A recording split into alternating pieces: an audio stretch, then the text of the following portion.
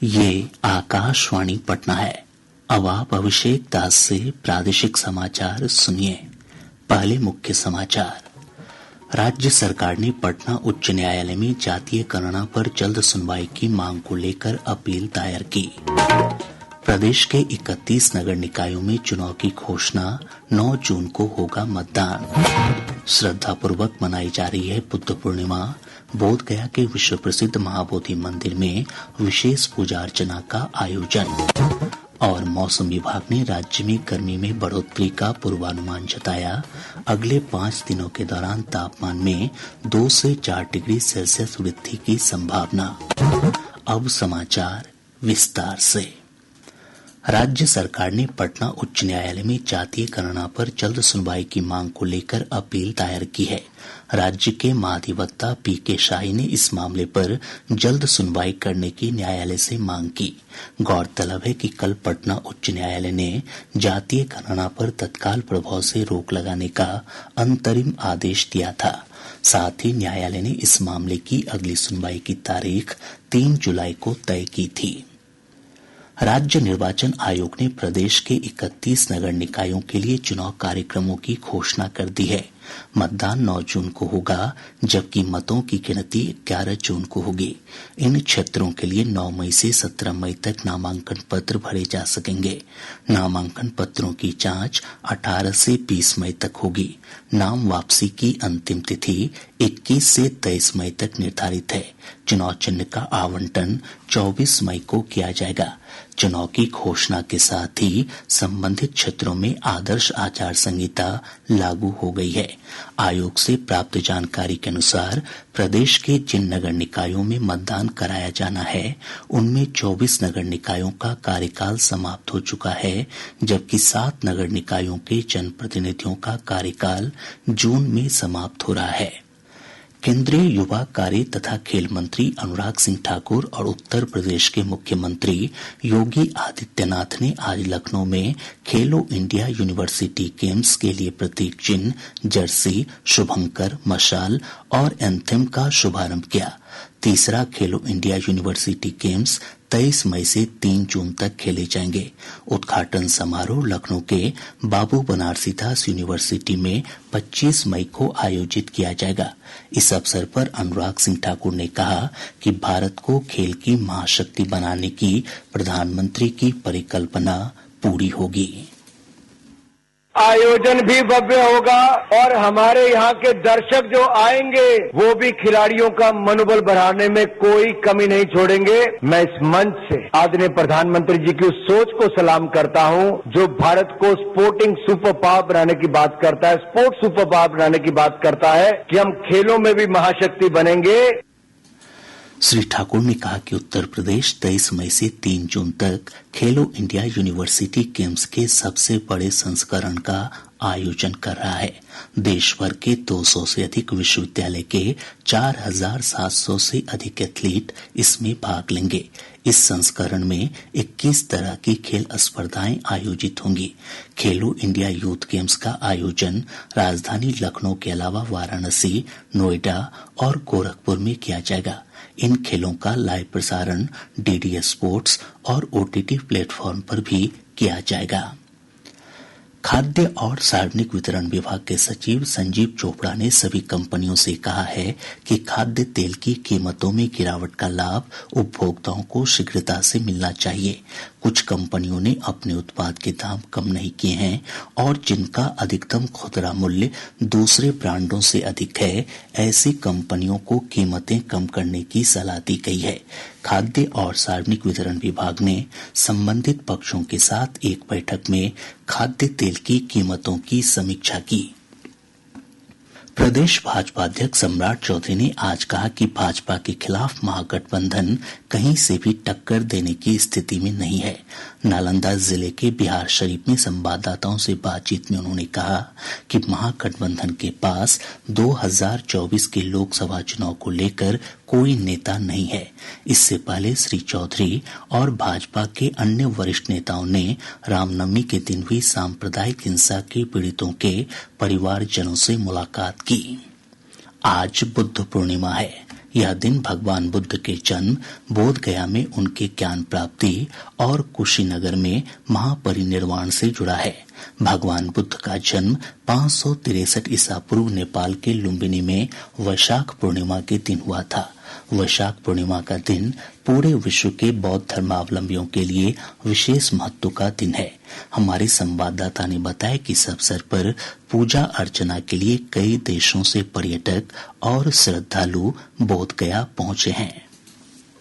बुद्ध पूर्णिमा के अवसर पर बोध गया में विशेष पूजा अर्चना की गई। सुबह के समय विभिन्न देशों के मठों से बौद्ध भिक्षुओं ने महाबोधि मंदिर तक शोभा यात्रा निकाली, जो शहर के विभिन्न हिस्सों से गुजरी। बाद में महाबोधि मंदिर में पहुंचने पर विशेष पूजा अर्चना की गई और विश्व शांति की कामना की गई। राज्यपाल राजेंद्र विश्वनाथ आर्लेकर ने भी महाबोधि मंदिर में पूजा अर्चना में भाग लिया। बुद्ध पूर्णिमा को लेकर महाबोधि मंदिर को आकर्षक रोशनी से सजाया गया है। आकाशवाणी समाचार के लिए बोध गया से धर्मवीर भारती। इधर राष्ट्रपति द्रौपदी मुर्मू, उपराष्ट्रपति जगदीप धनखड़, प्रधानमंत्री नरेंद्र मोदी, राज्यपाल राजेंद्र विश्वनाथ आर्लेकर और मुख्यमंत्री नीतीश कुमार ने लोगों को बुद्ध पूर्णिमा की शुभकामनाएं दी हैं। केंद्र सरकार ने सोशल मीडिया पर वायरल हो रहे उस दावे का खंडन किया है जिसमें कहा जा रहा है कि कन्या सुमंगला योजना के तहत सभी बेटियों को प्रत्येक महीने 4,500 रुपए दिए जाएंगे। पत्र सूचना कार्यालय की फैक्ट चेक इकाई ने कहा कि यह दावा फर्जी है और केंद्र सरकार ऐसी कोई योजना नहीं चला रही है। वहीं एक अन्य ट्वीट में पीआईबी ने उस दावे को भी खारिज किया है जिसमें कहा जा रहा है कि केंद्र सरकार सभी मोबाइल फोन उपभोक्ता को 239 रुपए वाला 28 दिन का रिचार्ज मुफ्त में दे रही है। प्रादेशिक समाचार आप आकाशवाणी पटना से सुन रहे हैं। प्रधानमंत्री नरेंद्र मोदी इस महीने की 28 तारीख को आकाशवाणी से मन की बात कार्यक्रम में देश विदेश के लोगों के साथ अपने विचार साझा करेंगे। यह इस मासिक रेडियो कार्यक्रम की 101वीं कड़ी होगी। प्रधानमंत्री ने लोगों को उन विषयों पर अपने विचार साझा करने के लिए आमंत्रित किया है जिन्हें आगामी मन की बात कार्यक्रम में शामिल किया जाएगा। लोग नमो ऐप या माईजीओवी ओपन फोरम पर अपने विचार साझा कर सकते हैं। इसके अलावा लोग टोल फ्री नंबर 1800-11-7800 डायल कर अपने संदेश हिंदी या अंग्रेजी में रिकॉर्ड करवा सकते हैं। 1922 पर मिस्ड कॉल से प्राप्त लिंक के जरिए एसएमएस के माध्यम से भी संदेश भेजा जा सकता है। फोन लाइनें 26 मई तक खुली रहेंगी। पटना हवाई अड्डे पर आज दोपहर 12 बजे बांग्लादेश के विमान की इमरजेंसी लैंडिंग कराई गई। यह विमान बांग्लादेश के ढाका से नेपाल के काठमांडू जा रहा था। फ्लाइट में 77 यात्री सवार थे जिन्हें सुरक्षित निकाला गया। बाद में इंजीनियरों ने विमान में आई खराबी को ठीक किया, जिसके बाद विमान अपने गंतव्य की ओर रवाना हुआ। मुख्यमंत्री नीतीश कुमार ने आज पटना में 23 जेलों के कैदियों के लिए एम्बुलेंस सेवा की शुरुआत की। एक अणे मार्ग में आयोजित समारोह में मुख्यमंत्री ने एम्बुलेंस को हरी झंडी दिखाकर रवाना किया। चक्रवातीय परिसंचरण के प्रभाव से पिछले 24 घंटों के दौरान प्रदेश के अधिकतर हिस्सों में तेज हवा के साथ हल्की से मध्यम बारिश हुई है। मौसम विभाग से प्राप्त जानकारी के अनुसार बेगूसराय में सबसे अधिक 39.5 मिलीमीटर बारिश दर्ज की गई। वहीं मधेपुरा के अलीनगर में 39.2 और बेगूसराय के खोदावंदपुर में 37.4 मिलीमीटर बारिश रिकॉर्ड की गई।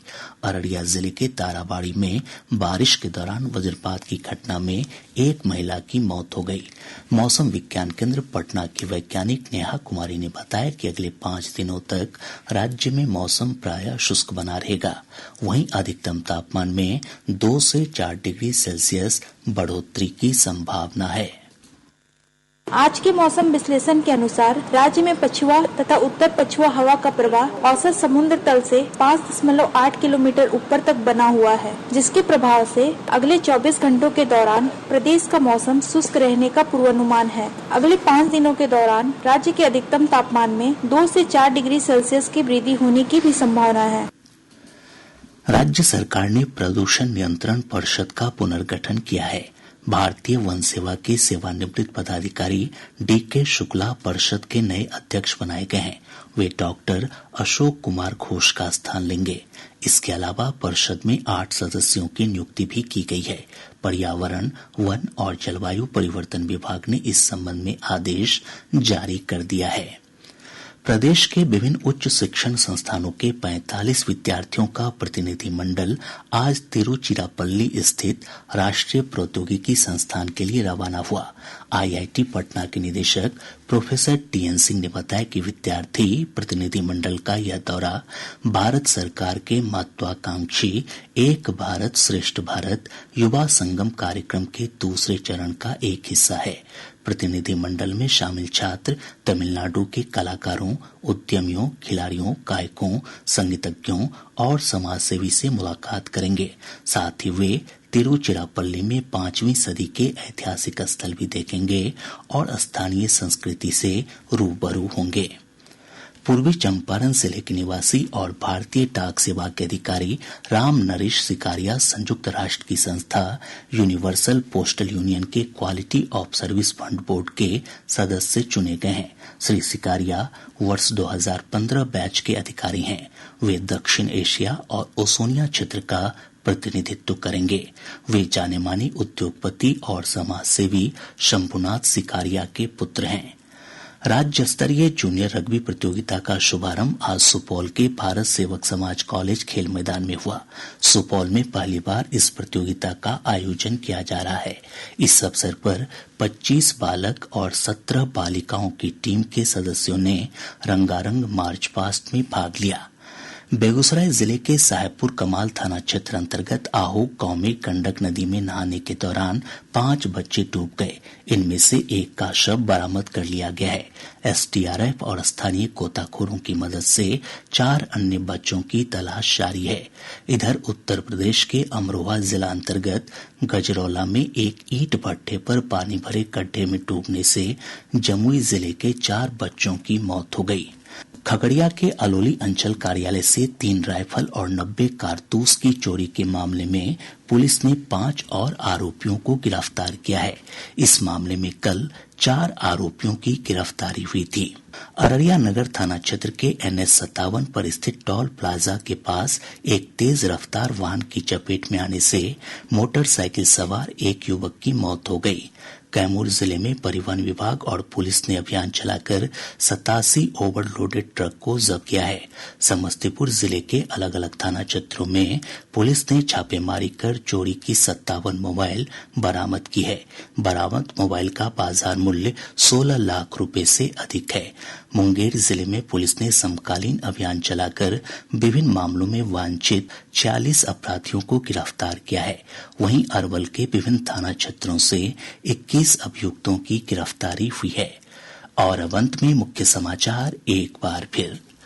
राज्य सरकार ने पटना उच्च न्यायालय में जातीय गणना पर जल्द सुनवाई की मांग को लेकर अपील दायर की। प्रदेश के 31 नगर निकायों में चुनाव की घोषणा, 9 जून को होगा मतदान। श्रद्धापूर्वक मनाई जा रही है बुद्ध पूर्णिमा। बोध गया के विश्व प्रसिद्ध महाबोधि मंदिर में विशेष पूजा अर्चना का आयोजन। और मौसम विभाग ने राज्य में गर्मी में बढ़ोतरी का पूर्वानुमान जताया। अगले 5 दिनों के दौरान तापमान में 2 से 4 डिग्री सेल्सियस वृद्धि की संभावना। इसके साथ ही आकाशवाणी पटना से प्रसारित प्रादेशिक समाचार का ये अंक समाप्त हुआ।